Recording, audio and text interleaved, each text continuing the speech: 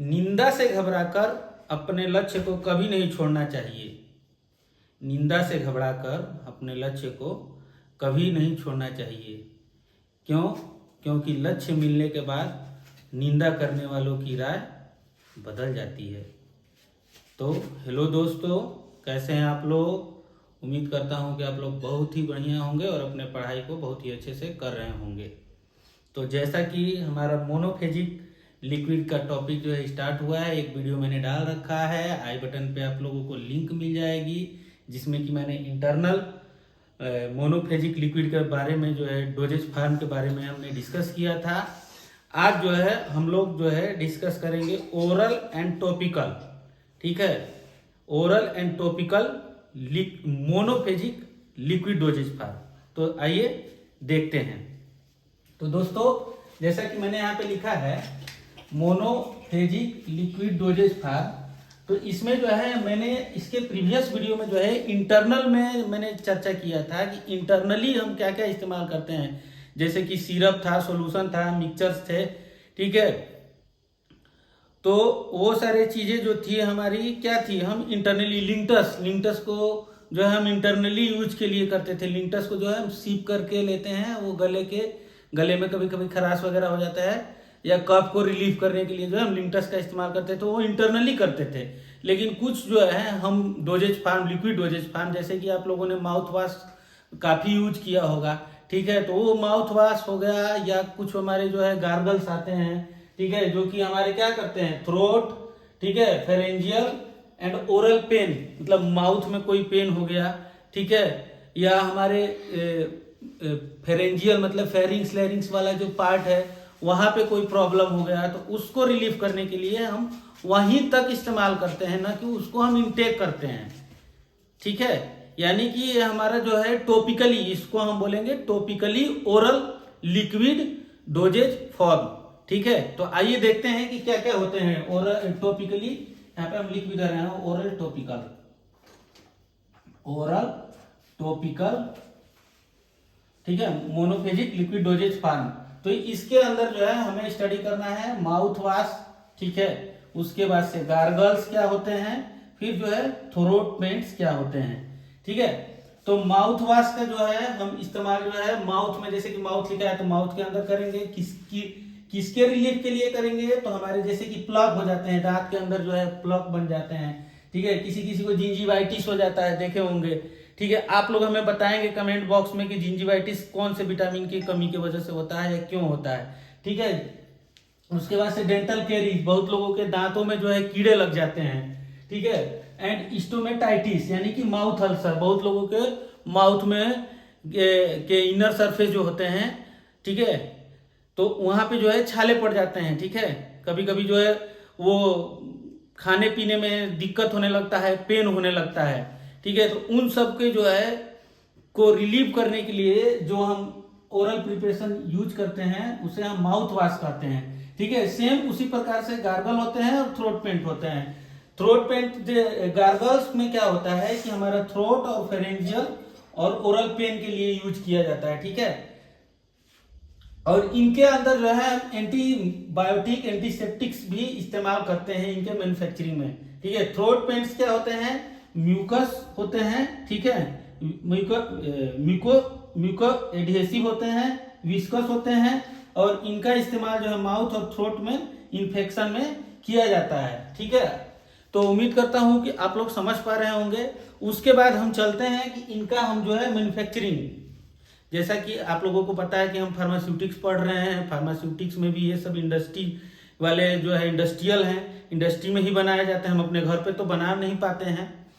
ठीक है, कभी कभी हम जो है गुनगुना गर्म पानी से करते हैं, तो उसमें हम कभी कभी नमक या फिटकरी का इस्तेमाल कर लेते हैं और इस्तेमाल करके गुनगुना करके गार्गल कर लेते हैं। ठीक है, तो उसी प्रकार जो है हम इनको मैन्युफैक्चरिंग भी करते हैं, इनका मैन्युफैक्चरिंग करते हैं। तो कैसे इनका मैन्युफैक्चरिंग करते हैं इसको जरा हम समझने की कोशिश करते हैं। जैसे कि हमने सिरप का मैन्युफैक्चरिंग कल पढ़ा था, ठीक है, उसी प्रकार से थोड़ा थोड़ा हम इनके मैन्युफैक्चरिंग के भी बारे में पढ़ लेते हैं, क्योंकि इनसे रिलेटेड हो सकता है कि फार्मासिस्ट के एग्जाम में जो है क्वेश्चंस बन सकते हैं। खास करके अभी हाल ही में जो एमसीआरई का एग्जाम होने वाला है और एक केजीएमयू का होने वाला है, इनमें जो है जो है क्वेश्चंस बन सकते हैं। बाकी जो है DMPR जो महाराष्ट्र का भी आया हुआ है उसके भी लिए भी है, और बाकी जो है और भी फार्मासिस्ट एग्जाम्स हैं उनके लिए भी सेशन जो है बहुत ही इम्पोर्टेंट है। तो आप लोग जो है हमारे साथ बने रहें ध्यान से।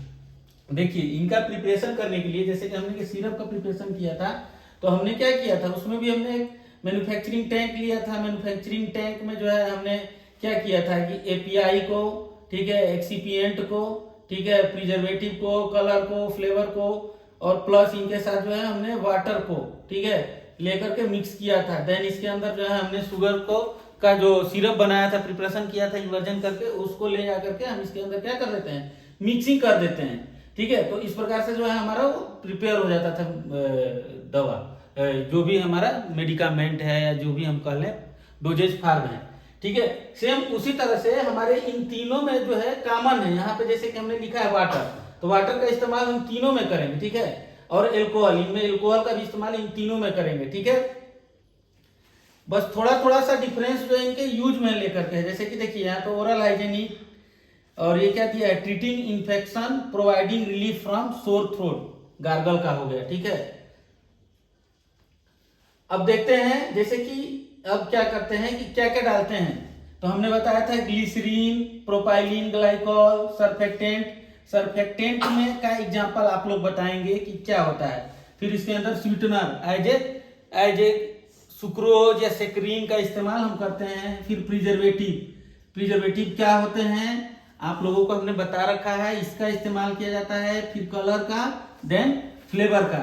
ठीक है, तो इनको क्या करते हैं, वाटर के साथ जो है लेकर के हम जो है इनको सेम उसी तरह से जो है एक कंटेनर में, एक सॉल्यूशन प्रिपरेशन टैंक में ले लेते हैं, ले करके इनको मिक्सिंग कर लेते हैं। मिक्सिंग के बाद देन फिल्टर कर लेते हैं, और फिल्टर करने के बाद देन जो है हम पैकिंग कर लेते हैं।